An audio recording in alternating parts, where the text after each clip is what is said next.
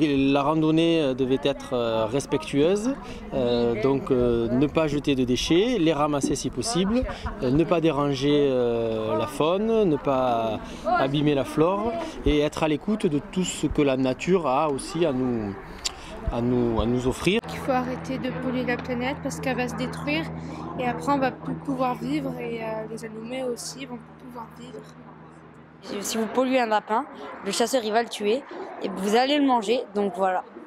On propose des projets pour améliorer notre ville.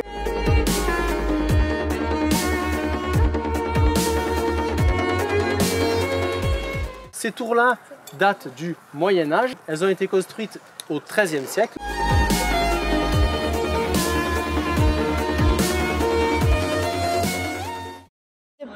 De ne pas polluer la nature, même si c'est un endroit pas protégé, parce que la nature, sans la nature, en fait, on n'existe pas. Et c'est la nature qui nous a créés.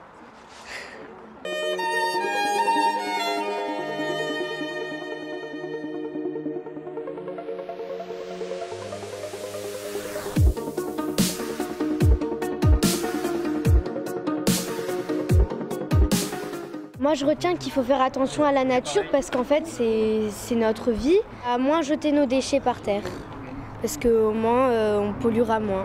Et je retiens aussi l'histoire qu'on nous a racontée sur la chapelle et sur les 3 tours.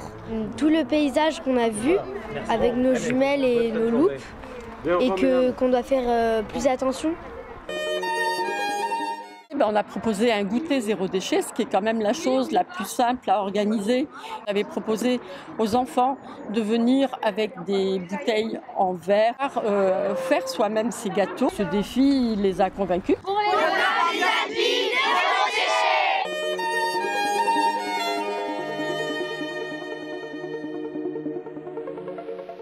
déchet. Animaux, calme et nature. Végétation, animaux et calme. Nature, végétation, calme. Faune, flore, nature. Paysage, propreté et champs.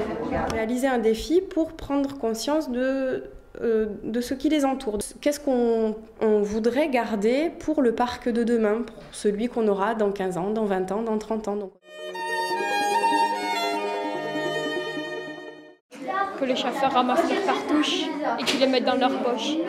Et après, ils les jettent chez eux. Voir des marques des gens qui ont construit la chapelle et j'aimerais qu'on les voit encore dans 15 ans et plus.